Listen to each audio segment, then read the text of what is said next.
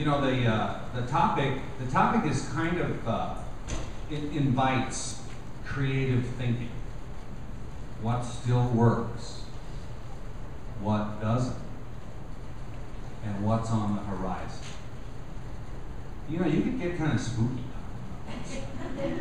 But let me just tell you from my perspective, from 20 years of sitting out there, and 4 years I had the opportunity to do some other public service, and now 5 and a half months on this job. Let me tell you what I think works, and it'll lay the groundwork for perhaps some questions from you guys.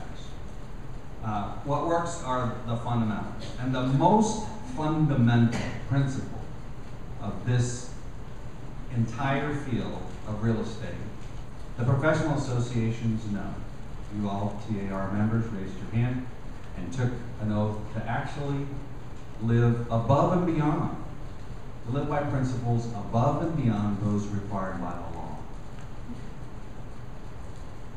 So thank you. I congratulate you for doing that. I'm inspired by that. But what works is the professional associations have figured this out. What is in the best interest of our client is in the best interest of the profession. Now, we might mouth those words, but think about that. Think about what that means, and I'll talk a little bit more about that in a minute. But that's our mission at the Texas Real Estate Commission. Our principal mission is consumer protection, and we do that. So we have the same objective, looking out for the best interests of, in your case, your client, in our case, the public, your client. So if we have the same goal, then aren't we partners in this venture? Now, I don't know if you've thought about it that way, but I think that because our goals are the same, that it's very clear.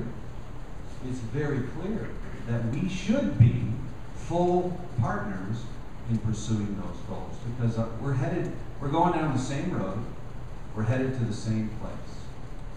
Okay, we have different sets of luggage.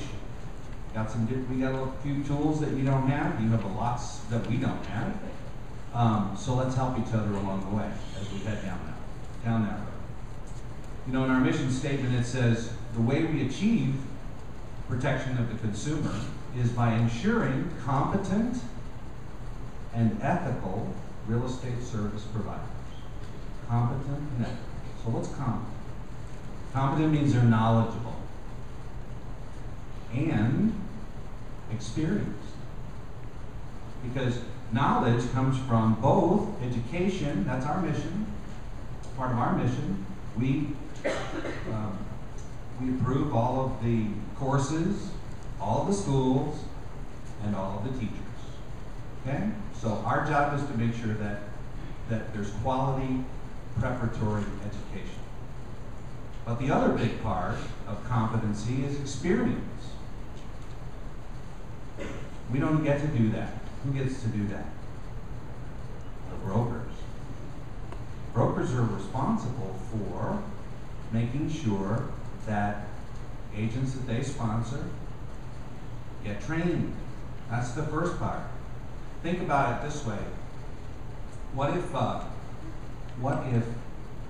law firms hired brand new graduates from law school and brought them in the office and said, hey, just want to show you around. Here's your office. There's a computer. There's a secretary file room. Bathrooms are over here. Copier. Go out and make money. Think that would work? Not for an attorney. It doesn't work in real estate. Not in my experience. Doesn't work. So training, and that to get that experience. So you train them well, and what's the other part of that? Even if they're trained well, you gotta mentor them. You gotta mentor them. You gotta work with them through those first critical transactions where there's the style of doing business, their way of doing business is going to be set in, maybe not stone, but it'll be carved in some pretty tough wood in the first dozen transactions that they do. And if you haven't trained them right, and you haven't helped them through those first critical transactions, you're going to have problems in the future. Okay, so that's your part of that job. So we're partners in providing competent real estate service providers out there working for our clients, in your case, us protecting consumers. The second part of that is ethics. Ethics. Honesty. Can't teach that. Can't teach that. That gets revealed. Trustworthiness. Foundation principle. Fiduciary. Can you put someone else's interest above your own? If you can't do it, please leave the profession.